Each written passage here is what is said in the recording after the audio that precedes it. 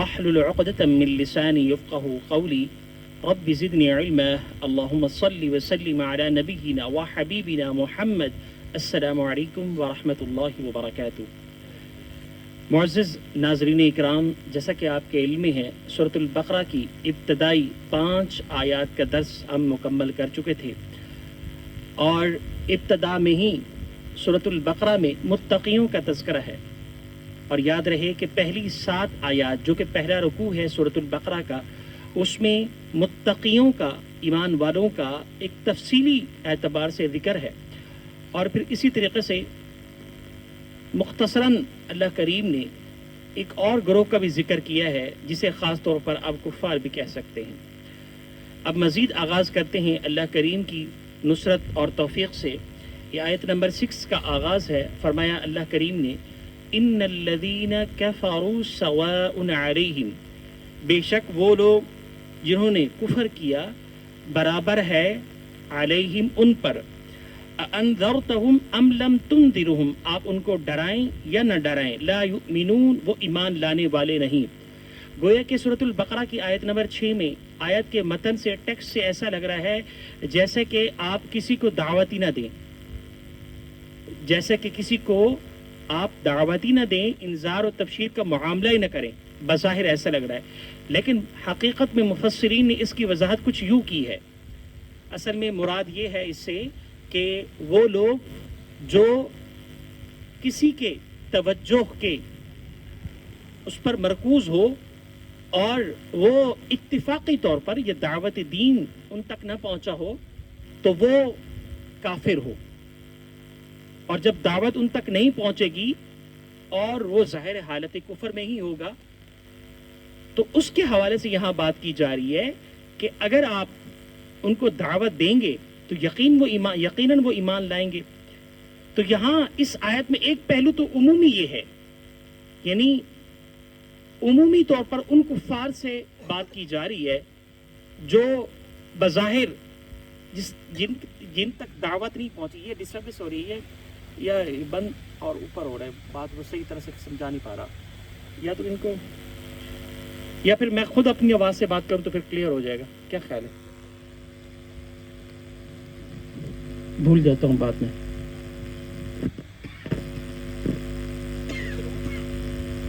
تو عمومی طور پر یہاں جو بات کی جا رہی ہے وہ ان کافروں کی بات کی جا رہی ہے جن تک اللہ کے دین کی دعوت نہیں پہنچی، یعنی وہ ہماری توجہ کے مرکز ہیں۔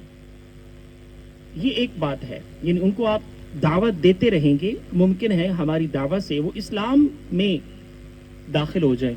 ایک پہلو تو یہ ہے، لیکن دوسرا پہلو یہ ہے کہ ڈائریکٹ کفار مکہ سے بات کی جا رہی ہے۔ یہ کیوں کہا جا رہا ہے کہ ڈائریکٹ یہ بات کیوں کی جا رہی ہے کہ آپ ان کو ڈرائیں یا نہ ڈرائیں، یعنی دعوت دیں یا نہ دیں، انذار و تبشیر کریں یا نہ کریں، یعنی تبشیر سے مراد یہ ہے کہ آپ ان کو بشارت دیں جنت کی، اور انذار سے مراد یہ ہے کہ ان کو ڈرائیں جہنم سے۔ تو یہ دونوں چیزیں ساتھ ساتھ چلتی ہیں، اللہ کی محبت اور اللہ کا عدل، اور اللہ سبحانہ و تعالیٰ چاہے تو ہمیں سزا اور پنشمنٹ بھی دے سکتے ہیں۔ تو ہماری جو لائف اور ہماری جو زندگی ہے یہ امید اور خوف کے درمیان ہونی چاہیے۔ قل یا عبادی الذین اسرفوا علی انفسہم لا تقنطوا من رحمت اللہ، اے میرے بندوں اللہ کی رحمت سے کبھی مایوس نہ ہو۔ ایک پہلو یہ ہے قرآن کا۔ دوسرا پہلو یہ ہے کہ اذا السماء انشقت، جب آسمان پھٹ جائے گا، اذا الشمس کورت، جب سورج بے نور ہو جائے گا، واذا النجوم انکدرت، جب ستارے ٹوٹ کے گر پڑیں گے، واذا الجبال سجرت، جب پہاڑوں کو چلایا جائے گا۔ ایک پہلو یہ ہے۔ ایک پہلو یہ ہے ان اللہ غفور الرحیم، میرا اور آپ کا رب بڑا رحم کرنے والا ہے، یہ ایک پہلو ہے۔ اور تصویر کا دوسرا رخ کیا ہے کہ اللہ کریم فرماتا ہے سورۃ الزلزال کی آخری آیات، فَمَن يَعْمَلْ مِثْقَالَ ذَرَّةٍ خَيْرًا يَرَهُ، یعنی آپ نیکی کا وہ پہلو جو چھپ کے آپ نے کیا ہے، اگرچہ وہ ذرہ کے برابر ہے، تو اللہ کے علم سے آپ کی نیکی چھپی ہوئی نہیں، اسی طرح سے پھر دوسرا پہلو کیا ہے؟ وَمَن يَعْمَلْ مِثْقَالَ ذَرَّةٍ شَرًّا يَرَى، ایک وہ نیکی، ایک وہ برائی جو آپ نے 14 پردوں میں کی ہے، لیکن وہ بھی اللہ کریم کی نظر سے غافل نہیں، وہ بھی اللہ کی نظر میں ہے۔ تو دو تصویر کے پہلو آ گئے کہ ایک تو اللہ کریم کا وہ پہلو ہے جو رحم کا ہے، اور ایک وہ پہلو ہے جو عدل کا ہے۔ تو انصاف بھی تو یقیناً اللہ کریم فرمائے گا نا، لیکن جو اللہ کی رحمت میں شامل ہو گیا وہ تو کامیاب ہو گیا، لیکن جہاں اللہ کریم چاہے گا وہاں پہ اللہ کریم فیصلے بھی فرمائے گا۔ تو یہ پہلو ہے اصل میں ڈائریکٹ کفار کے متعلق، ایک پہلو، ایک عمومی طور پر، ایک مخصوص طور پر۔ مخصوص مخاطبین ہیں کفار مکہ، اب ان کو کیوں کہا جا رہا ہے انذرتہم، آپ ان کو ڈرائیں، ام لم تنذرہم، یا نہ ڈرائیں، لا یؤمنون، وہ ایمان لانے نہیں۔ پہلے ان پر محنت کی نبی علیہ السلام نے، یہی وہ شخص تھے جو، یہی وہ اشخاص تھے جو نبی علیہ السلام کو کہتے ہیں آپ صادق ہیں، یہی وہ لوگ تھے جو نبی علیہ السلام کو کہتے آپ امین ہیں، یہی وہ شخص تھے جو جناب نبی کریم صلی اللہ علیہ وسلم کے پاس اپنی امانتیں رکھواتے تھے۔ یہ سارے القاب آپ کو دیے گئے، اور یہاں تک کہ ان کو پتہ تھا یہ جو قرآن اترا ہے یہ عام کتاب نہیں، یہ جناب محمد کریم صلی اللہ علیہ وسلم کا واضح معجزہ ہے، اور یہ کہ ڈھکی چھپی بات نہیں ہے، وہ عقلی اور نقلی اور دل سے وہ تصور کرتے تھے، لیکن چونکہ ایک چدراہٹ تھی ان کی اور وہ اس کو ختم نہیں کرنا چاہ رہے تھے، جس کے نتیجے میں انہوں نے کیا کیا، دھڑلے میں آ کر اسلام کو بجائے یہ ہے کہ اسلام کے دائرے میں داخل ہو جاتے، قبول کرتے، ایکسیپٹ کرتے، انہوں نے انکار کر دیا۔ تو یہی وجہ ہے جو پھر براہ راست کفار مکہ سے یہ آیت مخاطب ہے۔ اب اس آیت کا میں خلاصہ آپ کی نظر میں، آپ کی خدمت میں عرض کروں تو دو پہلو بنتے ہیں۔ ایک پہلو عمومی وہ کفار ہیں جن تک دعوت نہیں پہنچی، ان کو تو ہم دعوت دیں گے، اور ایک خاص جن تک یہ دعوت پہنچ چکی ہے، دعوت پہنچنے کے باوجود انہوں نے دھتکارا، اسلام کا جو ہے وہ انکاری بن جائے یا اسلام کو انکار کیا، تو پھر ان کے لیے کیا ہے، انذرتہم ام لم تنذرہم لا یؤمنون، آپ ان کو ڈرائیں یا نہ ڈرائیں تو وہ کیا ہے، ایمان لانے والے نہیں۔ تو یہ ہے اس آیت مبارکہ کے دو پہلو۔ اب مزید آگے بڑھتے ہیں، اگلی آیت جو کہ آیت نمبر 7 ہے، ختم اللہ علی قلوبہم وعلی سمعہم، جیسے کہ میں نے عرض کر دیا ہے یہ جو سورۃ البقرہ کا پہلو جو پہلی ابتدائی 7 آیات ہیں 2 رکوعوں پر مشتمل ہے، تو ان 2 گروہوں کا تذکرہ ہے۔ پہلا گروہ کیا تھا، جیسے میں نے ابھی عرض کیا ہے، متقین کا، ان کی صفات اللہ کریم نے بیان فرمائی، اور یہ جو سرسری طور پر مختصر اور اختصار کے طور پر کفار مکہ کا ذکر آیا ہے۔ اب یہ ایک رکوع مکمل ہو چکا ہے، رکوع نمبر 2 کا آغاز جو کہ آیت نمبر 7 ہے، جس میں اللہ فرماتا ہے ختم اللہ علی قلوبہم، اللہ نے مہر لگا دی ان کے دلوں پر۔ اب سوال یہ پیدا ہوتا ہے کہ جب اللہ نے مہر لگا دی تو پھر کیا ضرورت ہے اسٹرگل کرنے کی؟ جیسے قرآن کریم میں ایک آیت ہے والذین جاہدوا فینا لنہدینہم، اگر آپ کوشش کریں گے ہمارے راستے پر آنے کی، سبلنا، تو اللہ کریم ہمارے لیے راستے متعین کر دے گا، راستے نکال دے گا۔ تو گویا کہ اس آیت سے تو ہمیں ایسا لگ رہا ہے ختم اللہ علی قلوبہم وعلی سمعہم، اللہ کریم نے ان کے دلوں پر، ان کے قلب پر کیا لگا دی، مہر لگا دی، وعلی سمعہم، اور ان کی سماعت پر، یعنی ان کی کیا ہے، کانوں پر اللہ نے کیا لگا دی، مہر لگا دی، وعلی ابصارہم غشاوہ، اور ان کی بصارت پر کیا ہے، پردہ ڈال دیا، وَلَهُمْ عَذَابٌ عَظِيمٌ، اور ان کے لیے بہت بڑا عذاب ہے۔ یہاں یہ سمجھیے کہ وعلی ابصارہم غشاوہ، ان کے جو ہے وہ بصارت، جو کان ہے ان پر اللہ نے کیا ڈال دیا، معاف کیجیے گا، دیکھنے کی جو صلاحیت ہے وہ کیا ڈال دیا، پردہ ڈال دیا۔ اب اس کو سمجھ لیجئے یہ بصارت کیا چیز ہوتی ہے۔ ایک تو بصارت وہ ہوتی ہے جس آنکھ سے میں اور آپ دنیا کو دیکھتے ہیں، دنیا کے نتائج اور دنیا کے معاملات کو فوکس کر کے اور اس کے جو ہے نتائج نکال رہے ہوتے ہیں، لیکن ایک وہ بصارت ہے جو اندر کی بصارت ہے۔ وہ اندر کی بصارت جب ختم ہو جائے تو اس کا مطلب یہ ہے کہ آپ بظاہر جو آپ کو آنکھ اللہ کریم نے دی ہے اس سے دیکھ رہے ہیں، دل کی آنکھوں سے آپ نہیں دیکھ رہے، تو یہاں اس کی بات کی جا رہی ہے۔ اب گویا کہ منافقین کفار مکہ اندھے تو نہیں تھے، آنکھیں تو تھی، بہرے تو نہیں تھے، کان تو تھے ان کے، اور پاگل تو نہیں تھے، دماغ تو تھا ان کے پاس، اور جو قلب تھا وہ صحیح طرح سے کام کر رہا تھا. تو یہ ساری چیزیں تو تھی نا جسے ہم حواس خمسہ کہتے ہیں، وہ ساری کی ساری چیزیں تھیں. لیکن یہاں پھر اللہ نے کیوں کہا ختم اللہ علی قلوبہم، مہر لگا دی اللہ کریم نے ان کے دل پر، وعلی سمعہم، سماعت پر، وعلی ابصارہم، غشاوہ، پردہ ڈال دیا ان کی بصارت پر. تو گویا کہ یہ تہ میں جا کے قرآن بات کرتا ہے. یہ اصل بات ہے ہدایت کی، ایمان کی روشنی سے. اگر آپ اپنے دل سے اور اپنے جو ہے آنکھوں سے اور اپنے کانوں سے وہ ایمان کی روشنی میسر آپ کو نہیں ہے تو سمجھ لیجئے آپ بہرے بھی ہیں، گونگے بھی ہیں، اندھے بھی ہیں. جیسے کہ آگے ہم انشاءاللہ پڑھیں گے جو آیت ہمارے مطالعے میں آئے گی، سم بکم عمج فہم لا یرجعون. جب انسان بہرا ہو جاتا ہے، گونگا ہو جاتا ہے، اندھا ہو جاتا ہے، تو پھر وہ حق کی طرف نہیں لوٹتے. پھر ان کو دنیا کی آسائش، زیبائش، دنیا کی ترقی اور دنیا کے سارے معاملات ان کو نظر آتے ہیں. دنیا کا جب لاس ہوتا ہے تو وہیں پہ رک جاتے ہیں. یہ مزید انشاءاللہ اگلی چند آیات میں ہم پڑھیں گے جس کا میں تذکرہ کر رہا ہوں. تو اب یہاں آیت کا جو آخری پارٹ ہے یا حصہ ہے اس میں اللہ فرما رہا ہے وَلَهُمْ عَذَابٌ عَظِيمٌ، ان کے لیے بہت بڑا عذاب ہے. تو عظیم جو ہے اصل میں فعیل کے وزن پر ہے. تو بہت بڑا سے مراد یہ ہے کہ یہاں کا عذاب نہیں جو تھوڑی سی پچھلے 3 سے 4 دن سے جو گرمی کی شدت اور حرارت ہے میرے اور آپ کے لیے ذرا مشکل ہو رہی ہے، لیکن وہ جہنم کی جو آگ ہے جسے قرآن کہتا ہے نار اللہ الموقدہ، اور جو اللہ کریم کی پکڑ ہے جسے قرآن کہتا ہے ان بطش ربک لشدید، کہ اللہ کی پکڑ سخت ترین ہے. جب اللہ پکڑتا ہے تو پھر کسی کی سفارش نہیں چلتی. تو یہ ہے وہ پہلو وَلَهُمْ عَذَابٌ عَظِيمٌ، ان کے لیے دردناک عذاب ہے. ممکن ہے دنیا کے حوالے سے تو اللہ کریم ان کو پکڑ لے، دلوں کے لحاظ سے ان کے پاس سہولیات ہو، لیکن اندر کی جو دنیا ہے وہ آباد نہ ہو، جسے ہم کہتے ہیں بے قراری، بے چینی. ایمان ہی ہمارے دلوں میں چین اور سکون لاتا ہے.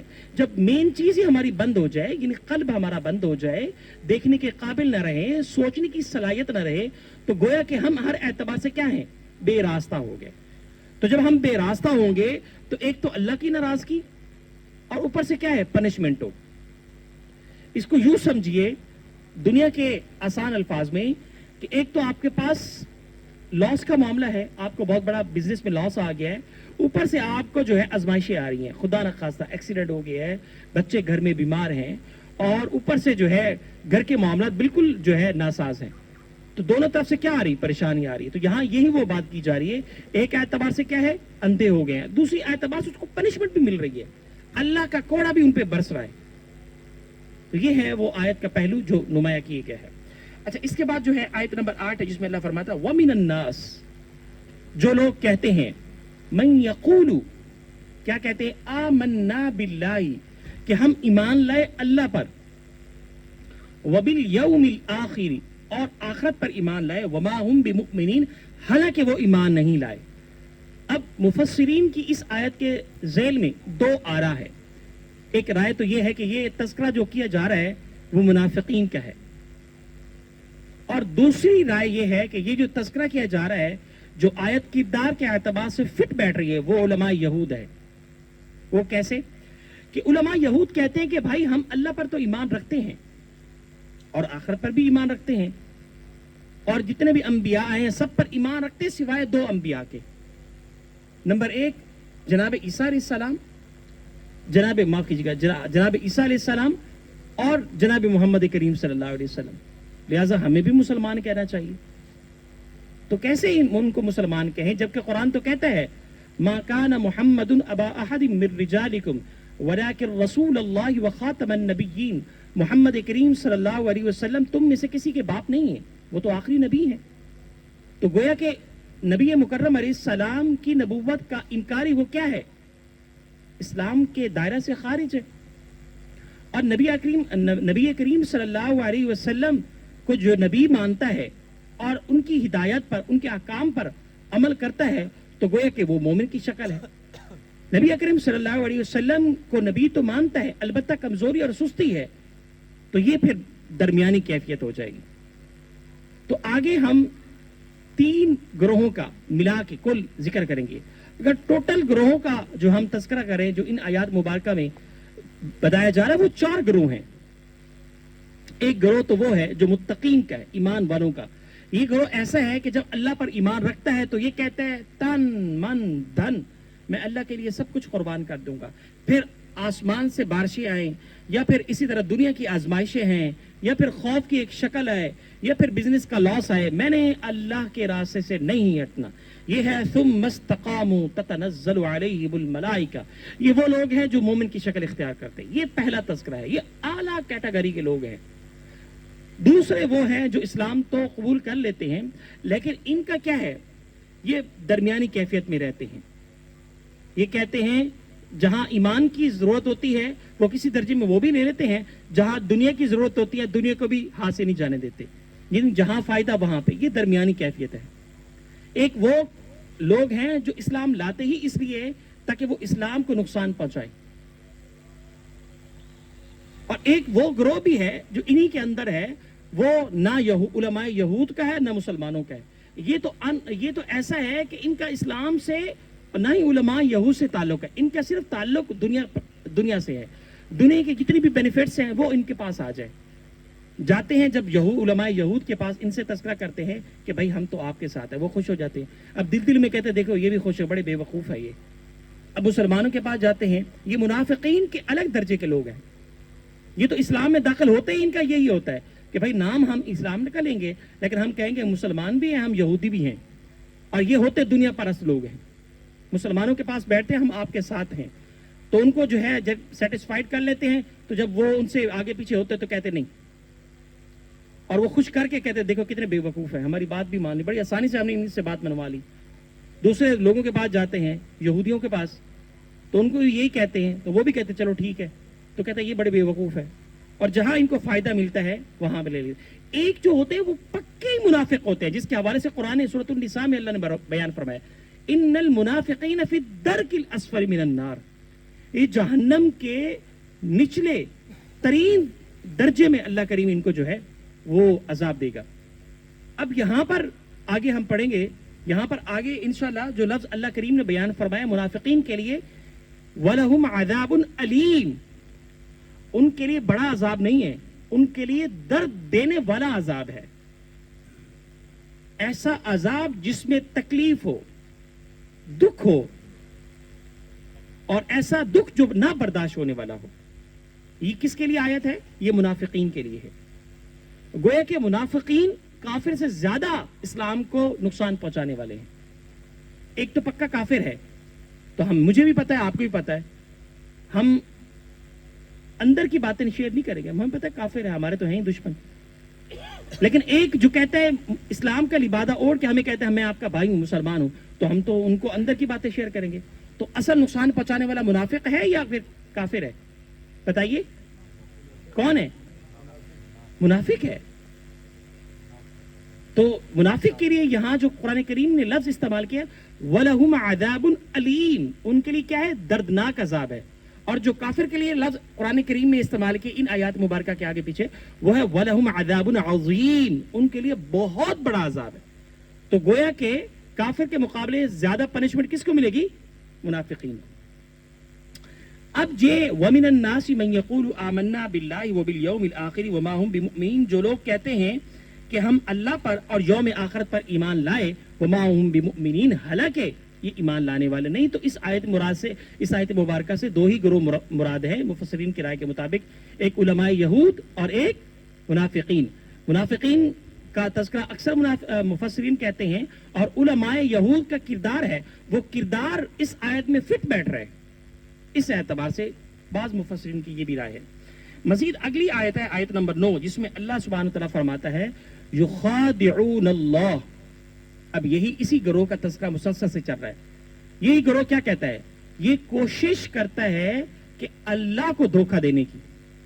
اب یہ لفظ کوشش کیوں استعمال کیا؟ اصل میں جن بھائیوں میں عربی گرامر پڑھی ہوگی ان کو سمجھ میں آ جائے گا. یخادعون یہ اصل میں باب مفاعلہ ہے, اور باب مفاعلہ میں جو ہوتا ہے جس کا ترجمہ ہوتا ہے وہ کشمکش ہوتا ہے, آپس میں کشمکش ہوتا ہے. تو یخادعون اللہ، مفسرین نے اس کا جو ترجمہ کیا ہے وہ اللہ کو دھوکے دینے کی کوشش کر سکتے ہیں. اللہ کو کوئی دھوکہ تھوڑی دے سکتا ہے. اللہ کے ساتھ کوئی فراڈ کر سکتا ہے؟ نہیں کر سکتا. کیوں؟ انہ علیم بذات الصدور. اللہ کریم تو جانتا ہے سینوں کے رازوں میں، سینوں کے رازوں سے واقف ہے. آپ کے دل میں جو ہے وہ بات اللہ جانتا ہے، میرے دل میں جو بات ہے وہ جانتا ہے اللہ کریم. تو کہنے کا مقصد یہ ہے، یہاں جو بتائی جا رہی ہے بات، یخادعون اللہ، یہ کوشش کرتے ہیں کہ اللہ کو دھوکہ دینے کی. لیکن آگے کیا ہے؟ والذین آمنوا، اور اہل ایمان کو بھی کوشش کرتے ہیں کہ دھوکہ دیا جائے. مزید وضاحت اگلی آیت کے حصے میں، اسی آیت کے اگلے پارٹ میں، وما یخدعون الا انفسهم، حالانکہ اللہ کریم نے ہی ان کو دھوکے میں رکھا ہوا ہے. اور یہ بات ہے کہ یہ خود اپنے آپ کو بھی دھوکے میں رکھا ہوا ہے.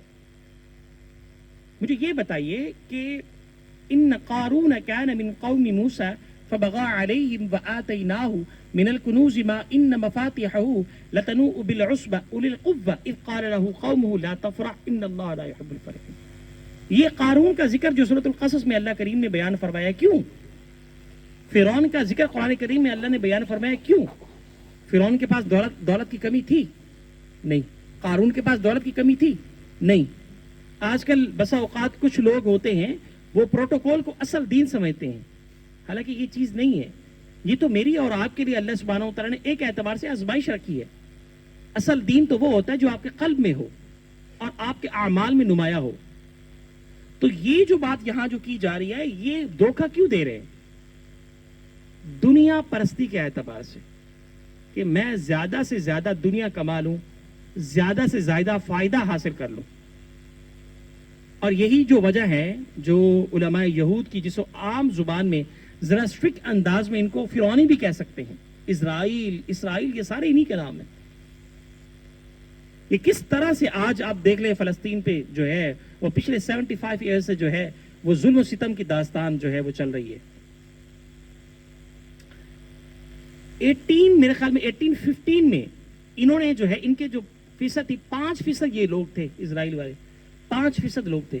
ان کے بڑے فوجی نے کہا کہ تم ختم ہو جاؤ گے، تم ایسا کرو، ایک فلسطین ہے ایک اور شہر کا، انہوں نے کہا تم وہاں جا کے آباد ہو اور وہیں پہ جا کے قبضہ کر لینا، لہٰذا تم پھر جو ہے وہ باقی رہ جاؤ گے، ورنہ تمہیں عرب کھا جائے گا. اور پھر یہ وہاں پہ گئے، اور پھر اسی طریقے سے وہاں رہتے رہتے چند سالوں کے اندر ان کی 5% سے یہ 10% پہ آ گئے. 10% جب ان کی ہوئی ہے تعداد، تو پھر آہستہ آہستہ انہوں نے اپنی فوج بھی منظم کر لی. ایسے تیز لوگ ہیں، فوج منظم کی، اور پھر میرے خیال میں کوئی 86 کے اندر انہوں نے پھر وہ جو معاملہ کیا ہے، عرب نے ان کے اوپر حملہ کیا. عرب تو کھا کھا کے تھک گئے ہیں، اور کھا کھا کے اور آسائشوں اور زبائش میں تھک گئے ہیں. تو چونکہ ان کے پاس تو ایک منظم جماعت ہی نہیں ہے، یہ فوج ہی نہیں ہے، تو پھر ان کو کیا ملا؟ کرارا جواب دیا اسرائیل نے. تو یہ ظلم و ستم کی داستان پچھلے 75 ایئر سے فلسطین پہ چل رہی ہے. یہ تو ابھی نے غزہ کچھ جواب دیا ہے. کہا جاتا ہے کہ کئی خواتین کو یہ بے لباس چھوڑ دیتے تھے، اور کچھ لوگوں کو پکڑ کر کھانا بند کر دیتے تھے. واش روم جو ہے ان کا نہیں ہوتا تھا، بلکہ ان کو پیمپر پہنا کے چھوڑ دیتے تھے. ان کی ہڈیوں کو توڑ دیا جاتا تھا. اور مذاق، جیسے ہم مذاق کرتے ہیں ایک دوسرے میں، بے تکلفی کرتے ہیں، یہ مذاق میں ان کو قتل کر دیتے تھے. اب آپ کے علم میں ہوگا جو فلسطین کا خطہ ہے وہ دو پٹیوں میں تو اسرائیل نے گھیرا ہوا ہے. ایک پٹی کی طرف جو ہے وہ سمندر ہے، اور میرے خیال میں دوسری پٹی کی طرف جو ہے وہ شاید مصر ہے. تو اس طرح سے ان کی جیل بنی ہوئی ہے. تو گویا کہ ان کے لیے تو قیامت ہے. یہ سب کس نے کیا؟ اسرائیل نے کیا. اور تقریباً جو ہے وہ گویا کہ انہوں نے پہلے سے ہی کوئی 75% جو ہے فلسطین پر جو ہے وہ سارا قبضہ جما لیا تھا. ذہین تو ہے یہ کم طبقے میں بھی، یہ لوگ بھی کم ہیں، لیکن ان کا دماغ دنیا کے اعتبار سے بہت چلتا ہے. قرآن نے باقاعدہ ذکر کیا ہے، وَقَالُوا لَن تَمَسَّنَا النَّارُ إِلَّا أَيَّامًا مَّعْدُودَةً. آگے جا کے پڑھیں گے انشاءاللہ. ہمیں تو آگ چھوئے گی نہیں، ہم تو اللہ کے چاہیتے ہیں. یہی کہتے ہیں، یہ اسرائیل والے لوگ کہتے ہیں. دنیا پرست لوگ ہیں. لیکن ہم جائزہ لیں، ہم اصل میں جب دوسری عوام کا تذکرہ کرتے ہیں تو ہم اپنے آپ کو سامنے رکھیں. قرآن کا جب میں اور آپ مطالعہ کرتے ہیں تو قرآن مجھ سے بھی مخاطب ہوتا ہے کہ آپ کی لائف کیسی ہے. جب دیگر اقوام کا تذکرہ کرتے ہیں تو یقیناً آپ اپنا بھی احتساب کریں، اپنا بھی جائزہ لیں. آج میں کہاں کھڑا ہوں؟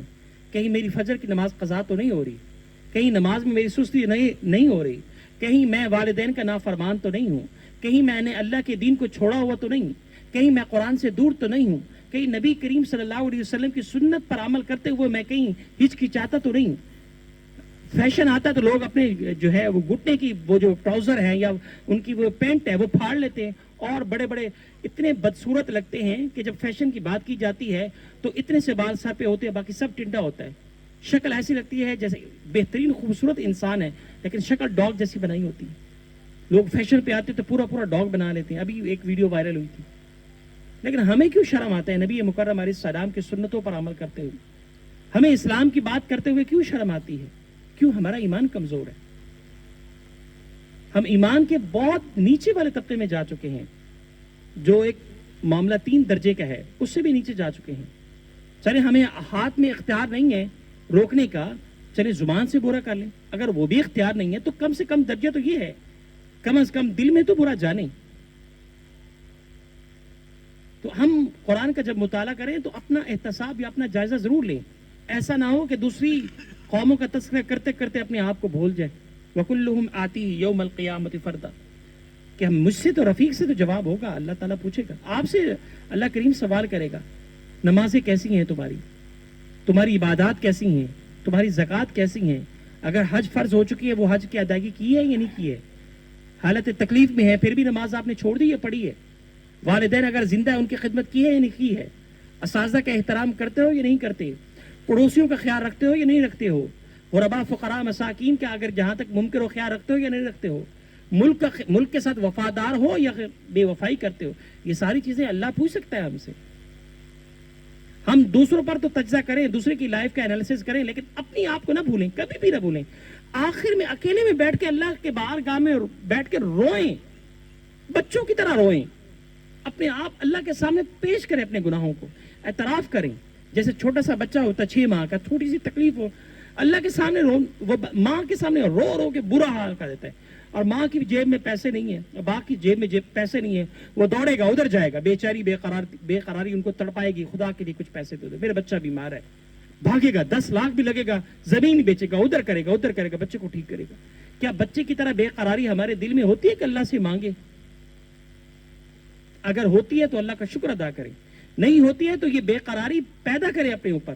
قرآن کا جو مطالعہ کرنے کا مقصد ہے وہ یہی ہے کہ نبی مکرم علیہ السلام کا جو ویژن ہے اس کو زندہ کرنا ہے کسی حد تک، جہاں تک ممکن ہو. اگر وہ نہیں کر رہے تو سمجھ لیجیے ہم اس ٹریک سے اتر چکے ہیں، نام کے مسلمان ہیں. جسے قرآن کہتے ہیں، معاف کیجیے گا، وہ جو ایک بڑی ایمان و فصل کی بات ہے، آمنت باللہ وملائکتہ وکتبہ ورسلہ والیوم الآخر والقدر خیرہ وشرہ من اللہ تعالی والبعث بعد الموت. یہ جو ایمان ہے وہ ڈاکٹر اسرار صاحب رحمۃ اللہ علیہ نے بڑی وضاحت سے اس کو بیان فرمایا. یہ قانونی ایمان ہے. میں مسلمان ہوں، ماں کی گود میں اللہ نے مجھے کلمہ دے دیا اور میں نے اسلام قبول کر لیا، اب اللہ خیر صلی اللہ. ہم ذرا صحابہ سے پوچھیں کیسے قربانیاں دے کر انہوں نے اللہ کے دین کو آج تک ہم تک پہنچایا ہے. ہمیں تو ماں کی گود میں اسلام مل گیا، ہماری کوئی قربانیاں نہیں. الحمدللہ جس ملک میں رہتے ہیں وہاں الحمدللہ مساجد ہے، مدارس ہے، اتنا اچھا ہمیں ماحول ملا ہوا ہے. یہ اللہ کا شکر ہے، اس لیے ہمیں قدر نہیں ہے. ان سے پوچھیں جو کینیڈا سے یہاں مائگریشن کر کے آئے ہیں، کس کے لیے؟ صرف اللہ کے لیے، کہ ہم یہود کو، ہم انگریزوں کو ہم نہیں دے سکتے، ان کی ترقی میں شامل نہیں ہو سکتے. جو کچھ بھی ہو جائے ہم اپنے ملک کے لیے وفادار ہیں. ہم تو یہیں پیدا ہوئے ہیں، یہیں کھا رہے ہیں، یہیں پی رہے ہیں. ہمیں کیا پتہ اسلام کی قدر کا؟ ہمیں کیا پتہ اللہ کے نبی علیہ السلام کی قربانیوں کا؟ ہمیں کیا پتہ جناب یاسر رضی اللہ تعالیٰ عنہ کی قربانی کا؟ ہمیں کیا پتہ جناب بلال رضی اللہ تعالیٰ عنہ کی قربانی کا؟ ہمیں کیا پتہ جناب ابوبکر صدیق رضی اللہ تعالیٰ عنہ کی قربانی کا؟ ہمیں کیا پتہ جناب عثمان غنی رضی اللہ تعالیٰ عنہ کی قربانی کا؟ جناب عمر، جناب علی رضی اللہ تعالیٰ عنہم کی قربانی کا؟ جناب بی بی فاطمہ رضی اللہ تعالیٰ، اما عائشہ رضی اللہ تعالیٰ عنہ، ازواج مطہرات، ہماری بہنیں. ذرا اندازہ لگائیں، وہ بہن جسے ابو جہل میں شرم گاہ میں مجھے بتاتے ہوئے شرم آ رہی ہے، لیکن ایمان کو ہم نے تر و تازہ کرنا ہے یا نہیں کرنا ہے؟ شرم گاہ کے اندر ایک تلوار مار کے ان کو جو ہے وہ دنیا سے رخصت کر گیا. ان کی قربانی کو ہم کیسے بھول سکتے ہیں؟ پنکھے چل رہے ہیں، سب کچھ لگا ہوا ہے، ماحول اچھا ہے، ماشاءاللہ اللہ کے دین کی بات سن رہے ہیں. یہ آسان ہے. دلوں کو بدلیں. اپنی زندگیوں کو بدلیں, اللہ کے راستے میں لگائیں. دولت ہے وہ لگائیں, اگر دولت نہیں ہے تو وقت لگائیں. اللہ نے آپ کو ڈاکٹر بنایا ہے تو آپ قرآن سیکھنے سکھانے میں لگائیں. ڈاکٹر اسرار احمد رحمۃ اللہ علیہ کی یہ ساری کاوشیں ہیں جس کے ذریعے سے میں آپ کے سامنے بول رہا ہوں.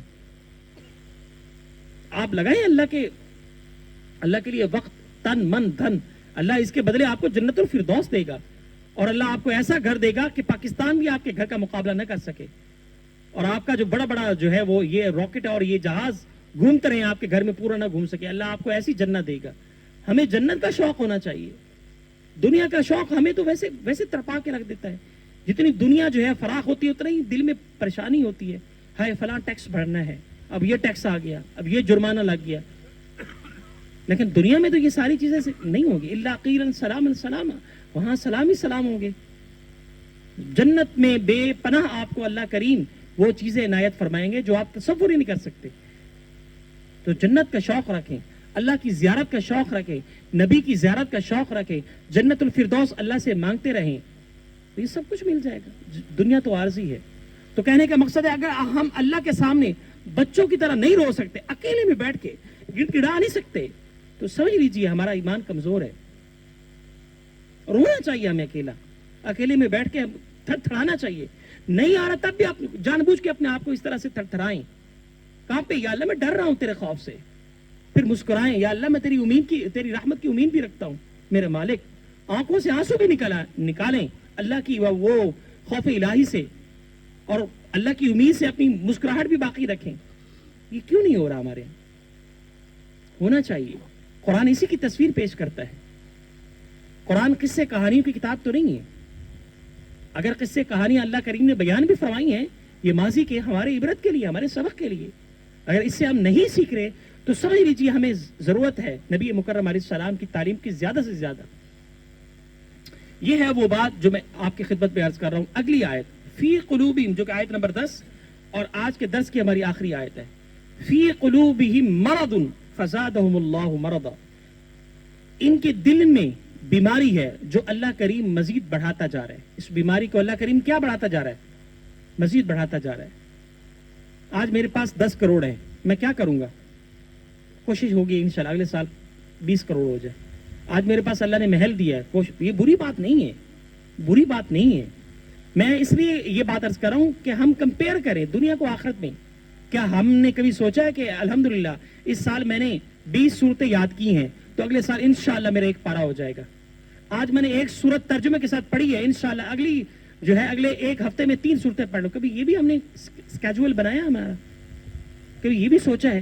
آج میرے بچے نے 2 صورتیں یاد کر لی, انشاءاللہ اگلی جو ہے نا ایک ہفتے میں میرا بچہ جو ہے 15 صورتیں سیکھ لے گا.